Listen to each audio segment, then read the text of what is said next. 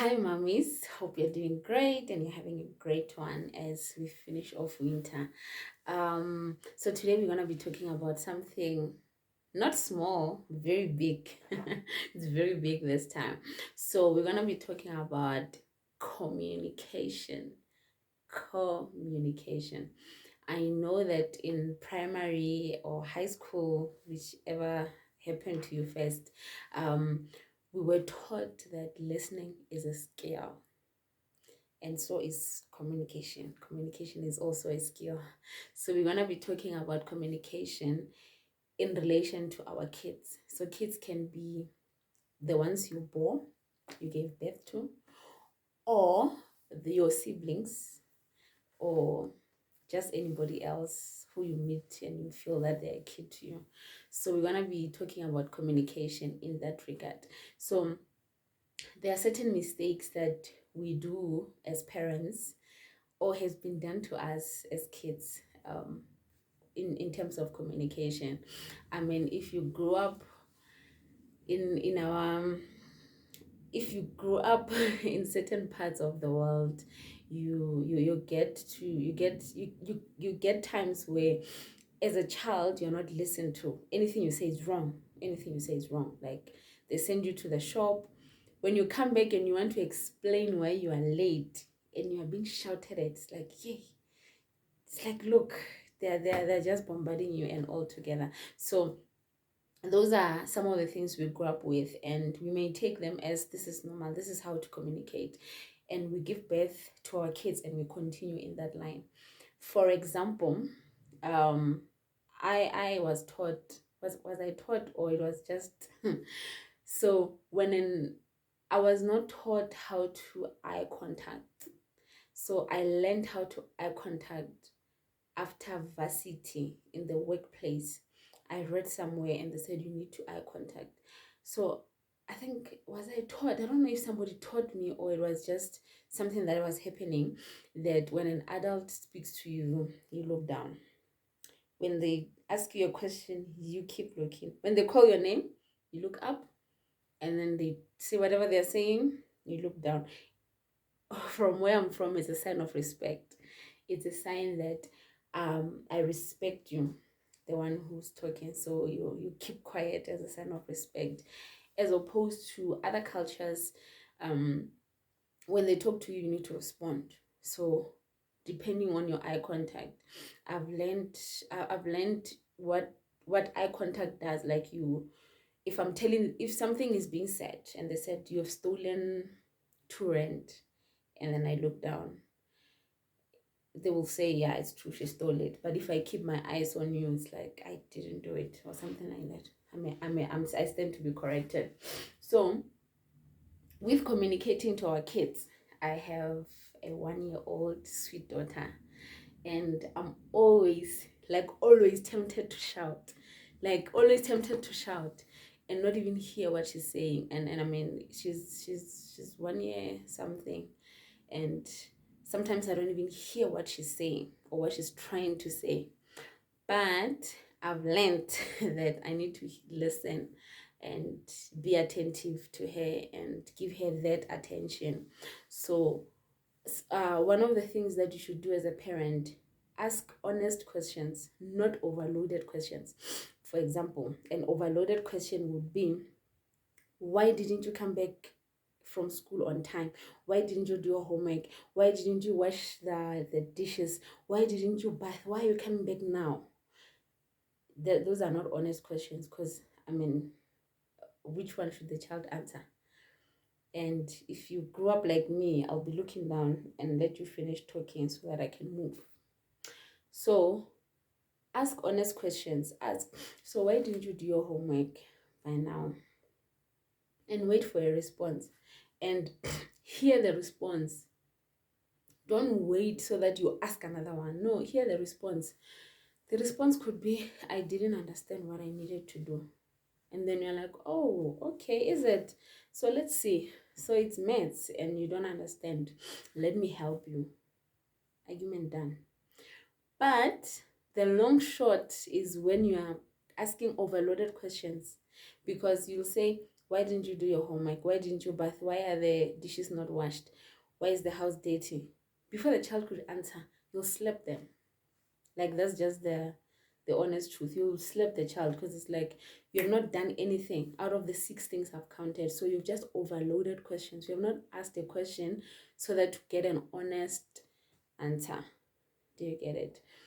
Also, when your child is talking, show interest. Like, show interest. Like, when they tell you, Hore, today we're writing maths, like, say something. Like, don't just say, oh, okay. Like, say something. Today I was writing maths. Oh, wow. So how did you write? And then they'll tell you, I got 7 out of 10. You're like, wow, you managed to get 7 out of 10. That's over 50%.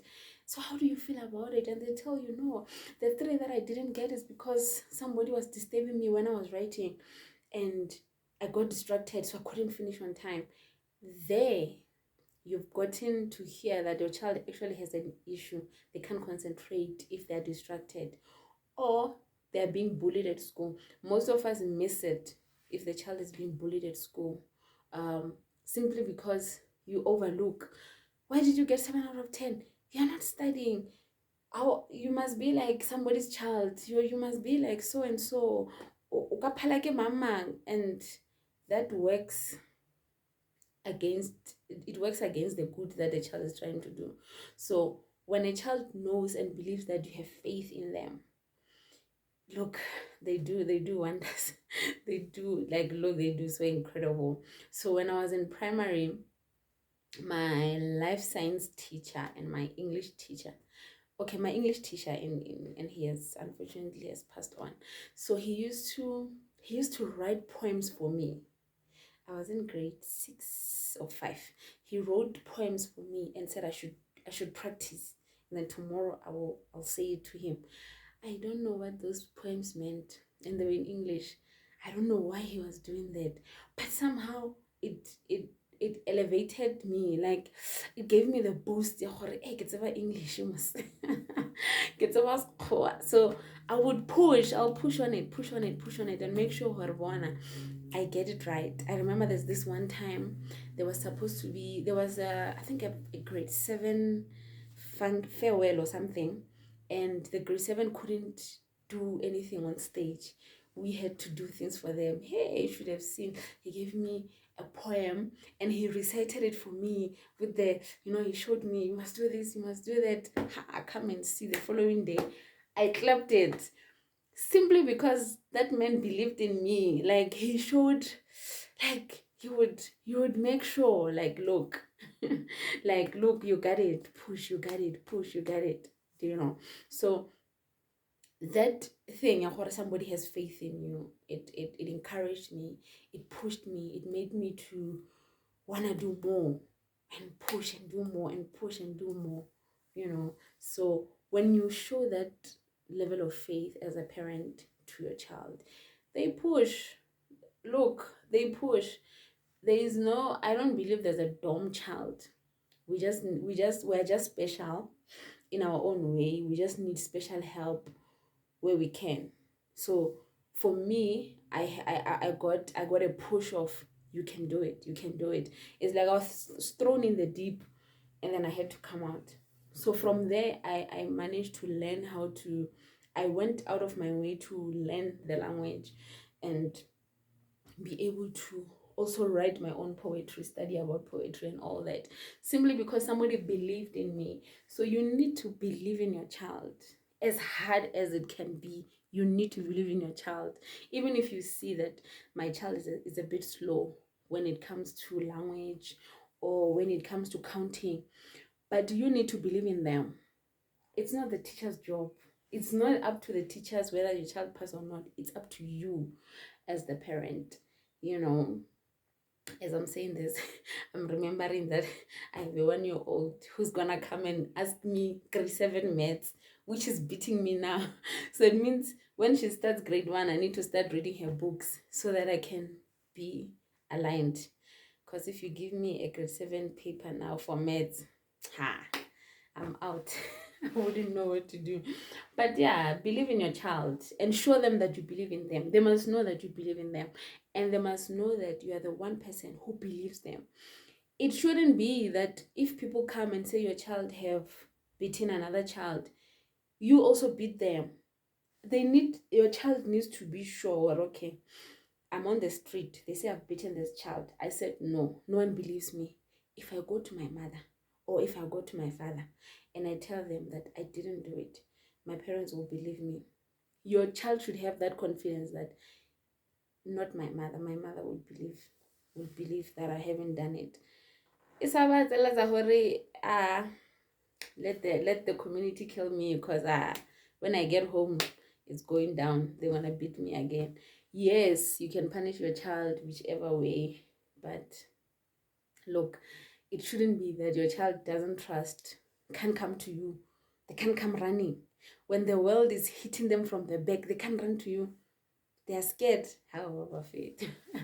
let's build the trust and the faith in our kids so that they can come to us. So this was part 1 for communications. I'll be back again for communications as we continue communicating with our kids. Have a great one, and may the Lord bless you.